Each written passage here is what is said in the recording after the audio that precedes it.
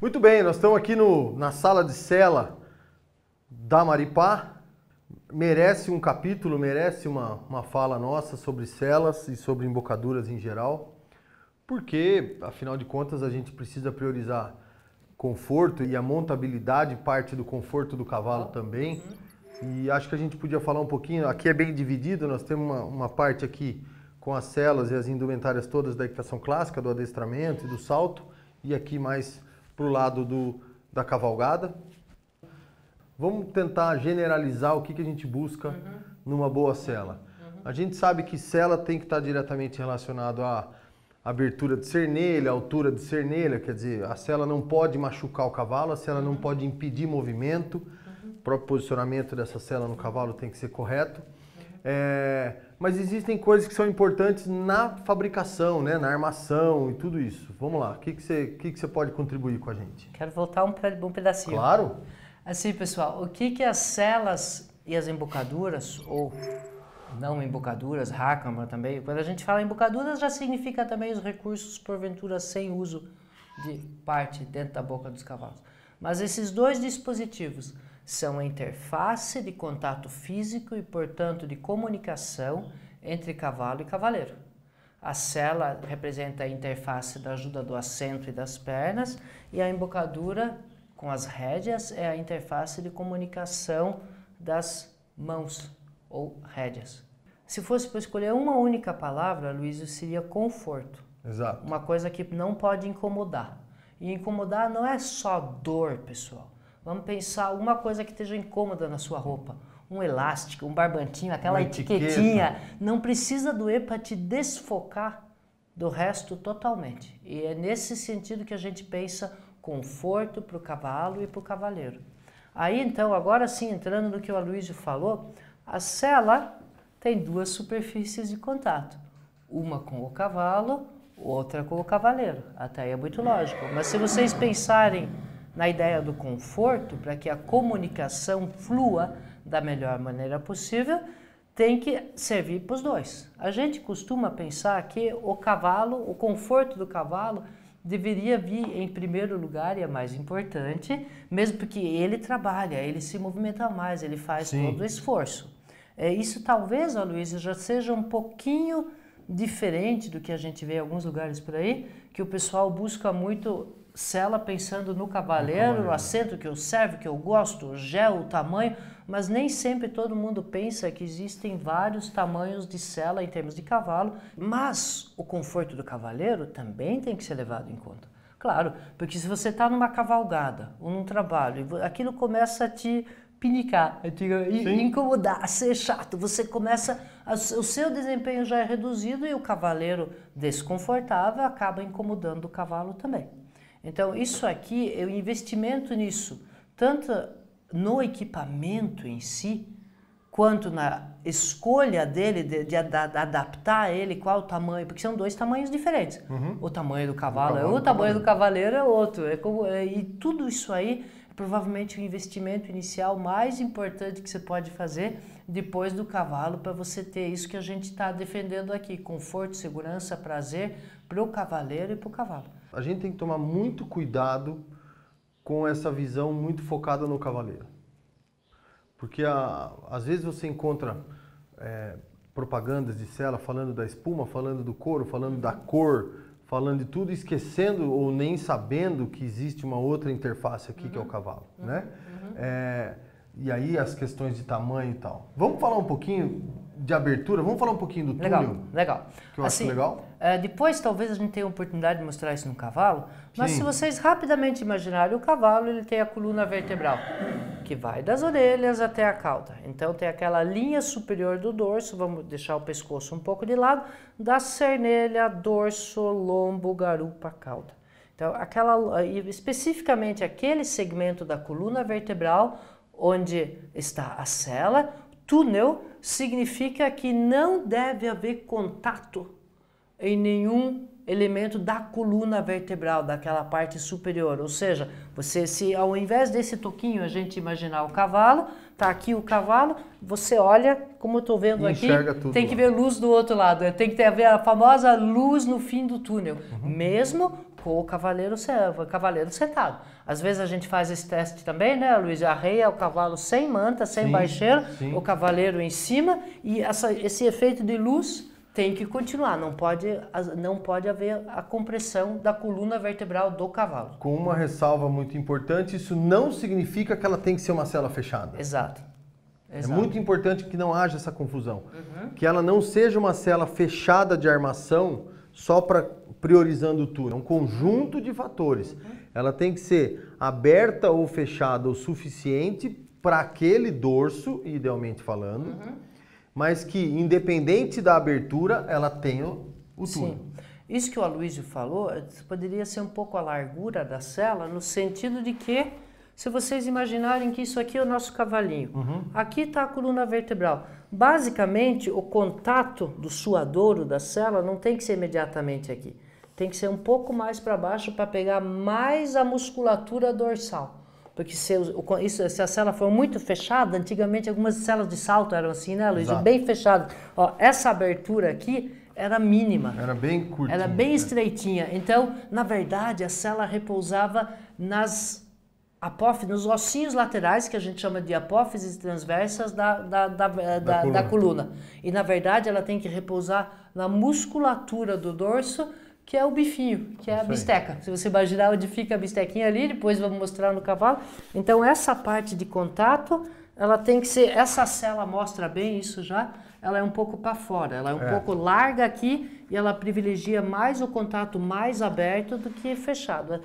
Isso é só uma intervenção superficial teórica aqui, pessoal. Se você é a primeira vez que você ouve falar disso, né, Luiz? Busca quem entenda um pouco mais, mas saibam que isso existe e é muito importante. Eu acho que eu te interrompi. Não, dentro disso, nós ainda temos que considerar mais duas coisas importantes, independente do tipo de cela. As celas feitas de couro, a maioria delas nós temos neoprene, temos alguns materiais, mas vamos considerar feltro, às vezes suador de feltro. Tanto a armação quanto o couro são, entre aspas, vivos. Eles têm mobilidade. Essa é uma das razões desse suporte aqui. Aqui na Maripá, olha que suporte bacana, orientado por uma especialista em ajuste de cela, que faz com que a cela repouse nesse suporte sem marcar e sem deformar a cela. Porque, vamos lá, a maioria do tempo, de horas, que a cela está em algum lugar é aqui. Não é no cavalo, não é no cabide para encilhamento, não é nada disso, é aqui. Sendo assim, e sendo a armação e sendo o couro absolutamente adaptável... A própria ação da gravidade vai deformando, e acreditem, acontece... se você não tem uma uniformidade e esse tamanho de suporte. Isso é uma coisa muito bacana daqui, porque as celas têm um outro shape, vamos dizer assim, a partir desse suporte. E a segunda coisa importante, a manutenção. Sim. Né? Então, manutenção de qualquer material de couro, eu me baseio sempre em duas ideias, a de limpeza e a de hidratação. Né? Limpeza. Tá sujo, foi pro barro, transpiração do cavalo. Muitas vezes você volta com a cela suja, você tem que limpar. Normalmente os sabões, sabão de glicerina é o mais comum. Sabão de cela. Sabão de cela. E depois a hidratação com as ceras, com eventualmente um óleo que você queira usar, alguma coisa assim. Se você manter sempre uma cela hidratada e limpa, você tem cela para sempre. O desgaste do couro acontece pelo uso, mas não pelo mau cuidado. Sim. Então você não tem...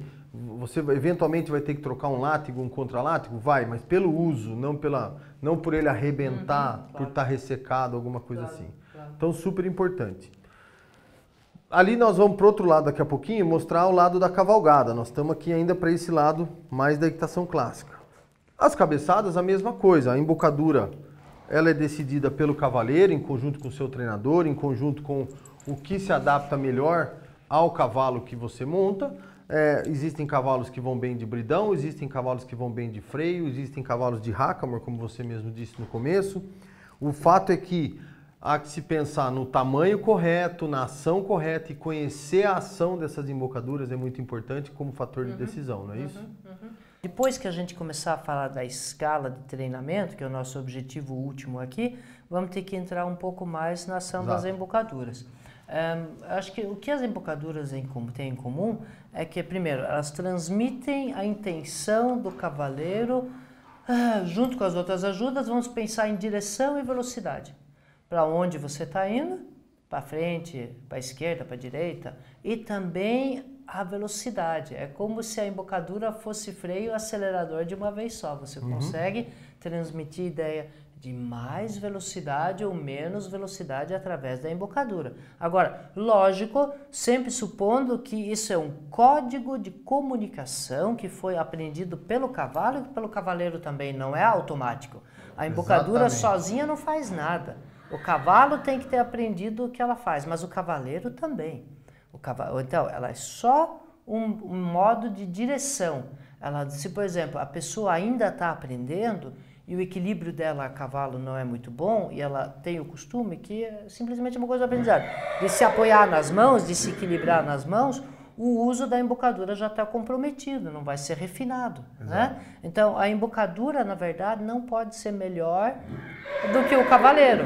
Ela é apenas o instrumento, ela é apenas o bisturi, ela não é o cirurgião. E por isso mesmo, normalmente a gente fala, Luiz, também, que não existe embocadura forte ou ruim. Existe a embocadura mais adequada para aquele cavalo, para aquela situação, e existe a mão do cavaleiro. A embocadura só comunica a mão do cavaleiro. Exatamente. Para efeito também de manutenção, é couro como a sela, e eu me atento muito a dois detalhes. O exato ponto de contato do couro com o metal, que é ali que mais vai sofrer, que é onde né? vai sofrer, onde vai desgastar, onde corre o risco de arrebentar. Você então cuida, claro, dessas partes todas, mas muita atenção ao contato do couro com o metal. Então, como é que você faz? Você sobe um pouquinho ela aqui e a hidratação por aqui, a limpeza por aqui, super boa.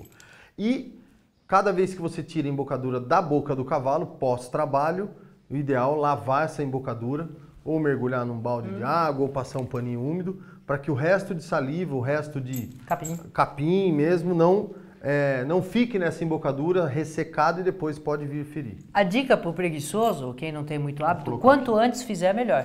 Exato. Tira do cavalo, já vai direto, né? Não ressecou. Então o pessoal que não, daqui a pouco faça, já pendurou, é mais fácil, já vai direto na água corrente, já tira, não dá trabalho nenhum. Muito bom.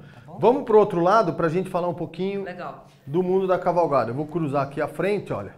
Aqui nós já temos uma outra realidade, mas com os mesmos princípios e cuidados. Sim. O mundo da cavalgada, você tem uma cabeçada um pouco diferente, você já tem a presença do freio, com a perna, as borrachinhas, quer dizer, os cuidados são os mesmos, como a Cláudia disse, nós vamos voltar a falar de ação de embocadura, né? E aqui uma sela de cavalgada, onde, de novo, ou de marcha, aqui sim o que se busca é mais ainda conforto de cavaleiro, ou uma sela de pista que seja, conforto de cavaleiro com o conforto do cavalo, com essa coisa toda, dessa preocupação com o cavalo, né, Cláudia? Tem duas coisas que me dá vontade de imediato falar nessa sela de cavalgada. Primeiro, reparem que ela segue o mesmo princípio, ela é bem larga aqui, bem aberta aqui, a priori ela se apoia na área correta do dorso do cavalo. Esse tipo de modelo, dependendo do cavalo, às vezes o ponto crítico de contato com a coluna vertebral que a gente tem que checar é esse aqui, né? Porque é esse ponto mais baixo. Porque isso vai de acordo com a angulação até que o assento é fabricado. Sim, e também da musculatura do dorso do cavalo, se ele é não nem a musculatura, o shape do corpo do cavalo, abertura, se ele é mais cilíndrico ou mais estreitinho. Abertura das costelas, né? Isso, partindo lá de cima. Exato. Então, muito importante você pensar que se você compra uma sela de cavalgada que te joga para trás, né? Você pode estar sobrecarregando peso muito mais para trás. Da mesma forma, uma sela que te projeta muito para frente, você não vai entender muito por que seu cavalo vai estar sempre debruçado, né? O ideal é que ela seja mais plana, e aí tanto faz se acolchoada, essa, por exemplo, tem um bom acolchoado aqui, tanto faz. mas que ela seja plana e que coloque o cavaleiro no centro de gravidade. Isso, né? que você falou agora é muito legal, que me remete a uma das coisas que eu estava querendo falar, que é a área de contato. Exato. Se vocês olharem essas aqui, ou muito comum também nas células do mundo western, quarto de milha, elas são mais pesadas e têm uma área de contato muito maior. E às vezes o pessoal implica com essa história do peso da cela, mas na verdade, em geral, elas são mais confortáveis para o cavalo, apesar de mais pesadas. Por quê? Porque elas distribuem a carga. Se vocês compararem essa com uma típica cela de salto, a área de contato dos suadouros da cela de salto é muito menor do que essa daqui. Exato. A analogia que a gente geralmente usa é da mochila, né, Aloysio? Às Sim. vezes uma mochila pesada com tiras largas e acolchoadas é mais confortável do que uma mochilinha mais leve com tiras fininhas e cortantes, porque o que importa é a maneira como aquela carga se distribui pelo teu dorso, pelas tuas costas, é a mesma coisa. E mais uma coisa aqui que eu quero falar, a questão de dorso e lombo. Pessoal, o que a gente vê às vezes nas celas de cavalgada e também nas celas western, são celas grandes e compridas para cavalos um pouco menores. Aí eu preciso que vocês, na imaginação, de novo, visualizem o cavalo, que vocês têm em casa, depois a gente mostra para vocês. A área onde tem costelas é o que a gente chama de dorso. A área posterior, onde não tem mais costelas, a gente chama de lombo e depois começa a garupa. E antes das costelas tem a parte das paletas, que é onde o braço se movimenta, paleta ou espado. Para resumir, a parte correta onde a sela deve se apoiar é apenas na área das costelas, que a gente chama de dorso. Ou seja, ela não deve cutucar, interferir com a movimentação das espáduas na parte da frente e nem deve entrar na área lombar depois da última costela atrás. Essa parte da frente em sela de cavalgada não é tão comum, é mais comum em sela de salto. Mas às vezes você tem um cavalinho... Cela de pista é muito comum. Às vezes você tem um cavalo menor, é uma sela maior, então o pessoal por hábito sela um pouco para trás demais. Aí o cavaleiro está sentado, na verdade, não na área dorsal, mas na área lombar, das vértebras lombares, que é como em nós aqui, ó. Imagina, eu tenho muito mais condição de carregar peso na minha caixa de costela, onde minha musculatura está reforçada pela ossatura, do que aqui onde eu não tenho nenhuma estrutura muscular aqui, nenhuma estrutura óssea para me sustentar. Né? Se alguém pegar uma corda aqui e quiser me estrangular e sentir o peso aqui, alguém pesando em mim aqui, vai ser muito mais dolorido. Né? Então o resumo disso nesse momento é, a sela tem que se alinhar com as costelas do cavalo, além de tudo que nós falamos. Não adianta ela ficar para trás demais e você sentar na área lombar, que isso vai causar até problemas físicos a longo prazo na coluna, vai causar dor e queda de desempenho. Falei demais, né, Luiz? Não, desculpa. Por último, mas não menos importante, as mantas e as barrigueiras. As mantas devem estar sempre limpas, não é isso, Cláudio? Eu sempre sugiro 3 mantas para cada cavalo, num certo exagero, mas acho que é bacana ter como referência. 2 para revezar, lavar e usar. Uma lavando, uma usando e uma guardadinha. Uma para evento. Para você levar no dia da sua cavalgada, no dia do seu show. A hora que começa a formar aquela crosta, aquele suor acumulado, põe para lavar, não usa de novo. Você não usaria, né? Nem a pau. E as barrigueiras. Barrigueiras largas nessa sela, muito importante. A gente às vezes encontra barrigueiras muito finas. Tipo aquelas de cordinha de varal. É um pouco a mesma coisa da mochila. Exatamente. Uma barrigueira larga vai distribuir melhor a pressão, vai dar mais conforto. E a dica para barrigueira, também uma dica de limpeza. Se você gosta das barrigueiras, por exemplo, de neoprene, escove essas barrigueiras assim que você tirar do cavalo. São boas para lavar com água, né? Também. Lava, escova e tal. Barrigueiras de lã começam a ficar duras do suor, põe para lavar, joga no amaciante de roupa, uma barrigueira de lã funciona bem, tá? Mas prefira barrigueiras de largura média para mais e não média para menos, tá? Nas celas que eventualmente permitirem 2 barrigueiras, as mais largas podem vir na frente e atrás continua com a mesma largura, ou uma mais larga atrás, como a gente vê, e uma não tão fina na frente. Legal você falar disso, porque eu já estava aqui levantando o dedinho. Por favor, fale do uso da barrigueira de trás, especialmente do hábito de dar ela mais importância que a da frente e de apertá-la demais, principalmente quando ela vai depois do externo. Ela é realmente necessária? ela passa a ser necessária se você for fazer força com essa cela. Tipo laçar. Tipo laçar, arrastar algum objeto, alguma coisa assim. Nas celas onde a barrigueira de trás sai mais ou menos do meio da cela, como celas como essa aqui acho que ela é de uma, mas ela é em V. Você tem uma fixação mais pelo meio. Celas como essa, que proporcionam o V e uma barrigueira só, ela tá aqui mais ou menos, ó. Então funciona bem uma barrigueira só. Se você tiver que optar, às vezes as celas vêm muito com barrigueiras muito atrás e muito na frente. Não aperte muito essa de trás. Priorize um pouco essa da frente e encoste essa de trás.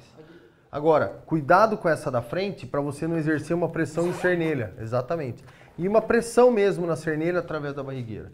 Então, tudo isso é uma... Mas a barriguinha não deveria ser estrangulada, né? Não. Essa coisa de torar cavalo pelo meio... Não gosto. E outra, se a cela tiver bem encaixada, você vai reparar que você não precisa apertar muito. Sim, exatamente. Isso é um pouquinho de escultura do tempo das celas que não serviam bem nos cavalos. É a mesma história das mantas muito grossas para compensar. Né, pra compensar, não adianta nada, o ponto de pressão está o mesmo.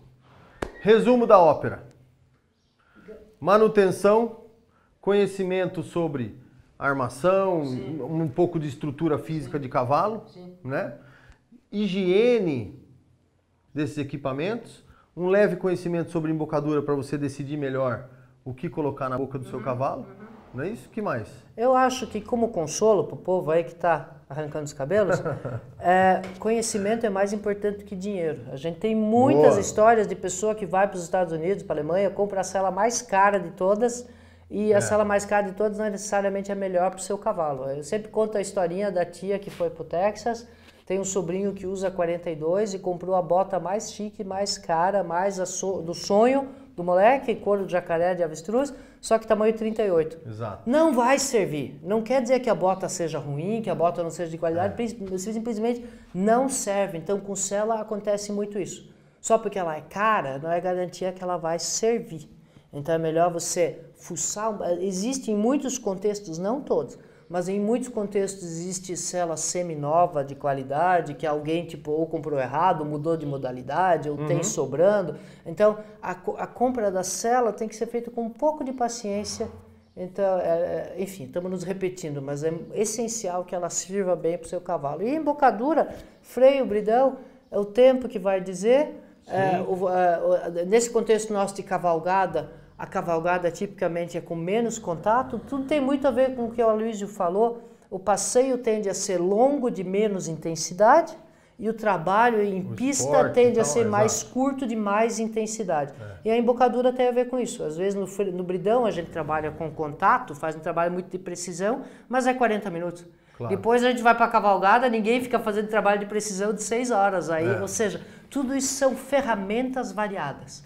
E é importante você ter um monte de ferramentas na sua caixa. Um serrote, um martelo, chave de fenda 1, 2, 3, 4. Não adianta ter só uma ferramenta e querer resolver. Tem gente que resolve tudo no martelo, né, Luiz? Não precisa de serrote, não precisa, é tudo martelado. Só que você precisa saber usar a ferramenta. Saber usar. E a dica bônus dessa história tá aqui, ó, pra mim. Legal. Né? Essa cela mora aqui no dorso do cavalo, e um molde, um cabide bem uniforme, anatômico para a armação da cela. Eu acho que o principal são aquelas quinas, aqueles suportes com quinas de metal que ficam magoando a área de contato, né? O suador, aquilo tende a deformar a cela. Show? Muito bom. Vamos para o próximo capítulo? Vamos para a próxima. Até mais.